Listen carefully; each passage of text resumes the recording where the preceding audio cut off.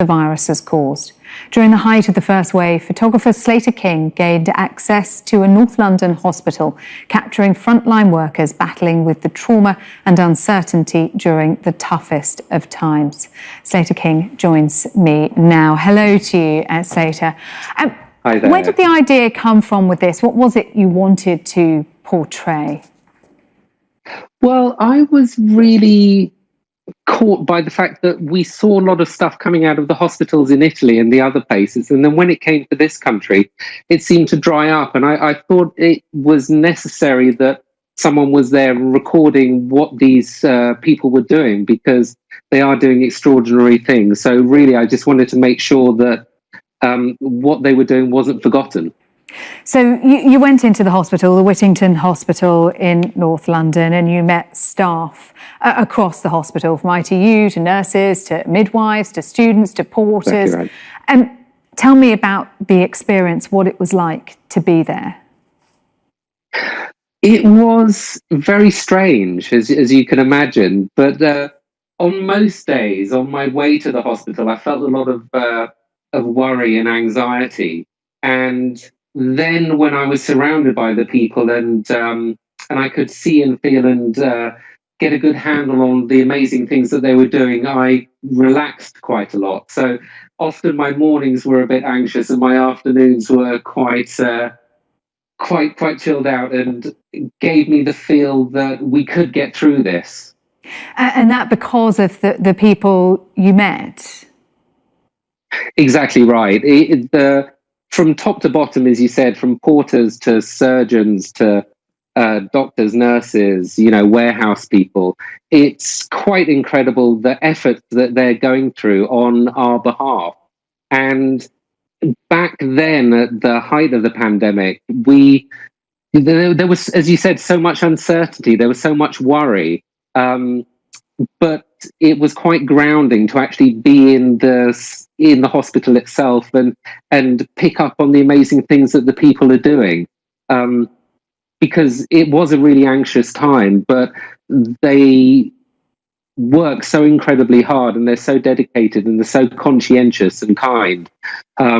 It really was a way for me to work out my anxiety. And as I say, by the afternoon and by being surrounded by these people, I had taken a bit of a more rosy look on the world than I had in the morning on the way there.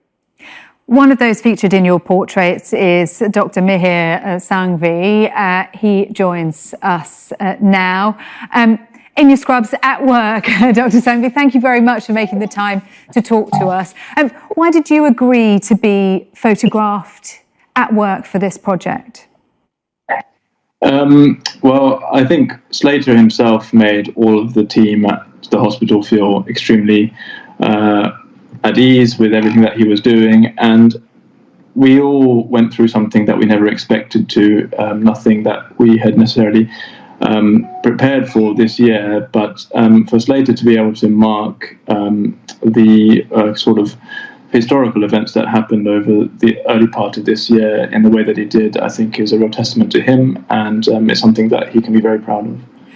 Slater talked there about the anxiety that he felt on his way to the hospital to step into this place in the height of a pandemic, right on the front line. What was it like for you and your colleagues at that point?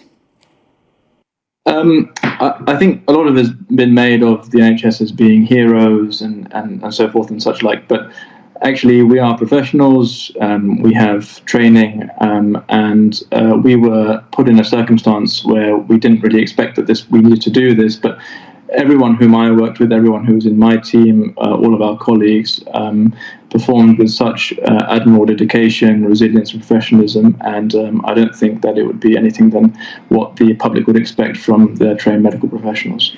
So that is the professional side, but I wonder, what about when you go home and the impact that it has on your family as well as you? Yeah, certainly. My wife gave birth in September, so we were pregnant for almost the entirety of the lockdown period, and we don't know how coronavirus affects pregnancy. We didn't have much information at that period of time, and obviously it was quite difficult to navigate that period. But again, you want to do your best for your patients, the people whom we tried to help and the people who sadly passed away, their families were going through much worse situation than what we were, and I think we had to put those things aside to a certain extent in order to provide the service that we were able to do so over that period. We're talking about the first wave when these photographs were taken. Now in the second wave, how are you and the teams around you coping? I think obviously having gone through the experience on the first wave, from a medical perspective, with trials such as recovery and various others, we have now significantly better understanding of the disease and the treatments that we're able to offer. That's from the medical side. From the sort of workforce and resilience side, it is kind of a case of, okay, here we go again. But despite all of that, I'm sure that colleagues across the NHS will be able to come up to the same standards that we set during the first wave and perform with a great deal of professionalism once again. And Slater, the photographs show the individuals behind the masks. You also allow them to tell their stories in their own words in the book. And tell me about the proceeds of the book going to help those that you've met. Yes, so all of the royalties from the book, all the details you can find on my website, which is slater.photo.